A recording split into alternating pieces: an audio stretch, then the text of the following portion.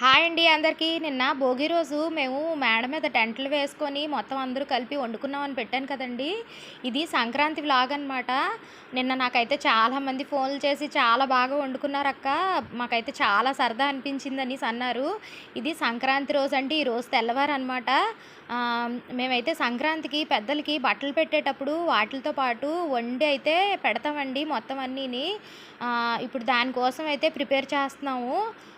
Morning అయితే లెగిసి మొత్తం స్నానాలు అవన్నీ అయిపోయిన తర్వాత అయితే వంటలు అయితే మొదలుపెట్టామండి. ఒక్కొక్కరం ఒక్కొక్క పనులు అయితే చేసుకుంటున్నాము.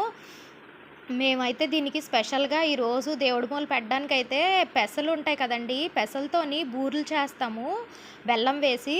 అలాగే కలగే కూర వండుతాము, ఇంకా రైసు, ఇంకా పెసరపప్పు ఉంటుంది కదండి, అది కూడా వండుతాం అనమాట.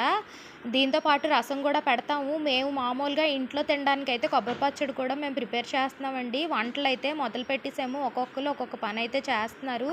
ఇదిగోండి వంటలు కూడా చుడుతున్నారు. ఇక్కడైతే లాస్ట్లోని రైస్ పెట్టుకుందామని చెప్పి రైస్ అయితే పెట్టామండి, కొంచెం తినేటప్పుడు వేడిగా ఉంటుందనేసి. మొత్తం అన్నీ ప్రిపేర్ చేసుకుంటున్నాం అనమాట. ఇదిగోండి బూరెలకు కూడా ప్రిపేర్ చేస్తుంది. ముందు బూరెలు వేయడానికి అయితే దిష్టి తీసి వేస్తే బూరెలు అయితే ఏమీ పాడవకుండా వస్తాయి అనేసి మా ఆడపడుచు అయితే ముందు బూరెలకి దిష్టి తీసి అదిగోండి వేసిన తర్వాత ఇప్పుడు బూరెలు అయితే వేస్తుంది అనమాట. ఎప్పుడు వేసినా సరే చాలా రౌండ్గా వస్తాయండి. వదిన నువ్వు వీడియో తీయకొద్దిన దిష్టి తగిలేస్తుంది, మళ్ళీ బూరెలు బాగా రావన్నదండి. కానీ చూడండి ఎంత రౌండ్గా వేసిందో. బూరెలు వేయడంలో స్పెషలిస్ట్ అనమాట. ఎన్నిసార్లు వేసినా సరే బూరెలు అస్సలు పాడవు. మేము కానీ ఎప్పుడు వేసినా సరే ఏదో ఒకసారి ఫ్లాప్ అయితే అయిపోతాయి. రైస్ అయితే కుక్ అయిపోయిందండి. అలాగే మేము కొబ్బరి పచ్చడి చేసుకోవడానికి లాస్ట్లో కొబ్బరి పచ్చడికి అయితే ఫ్రై చేసుకుంటున్నాము. ఈ కలగాయ కూర అయితేనండి ఇప్పుడు ఒక గంట అయింది, సిమ్లో పెట్టి కలుపుతూనే ఉంది. కలగాయ కూర రావడానికి టైం పడుతుంది. ఈలోపు పరవన్నం, ఇంకా పప్పు, ఇంకా రసం కూడా అయిపోయింది. ఇప్పుడు మిగిలిన బూరెలు కూడా వేసేస్తుంది అనమాట. బూరెలు వేయడం కూడా కంప్లీట్ అయిపోయింది.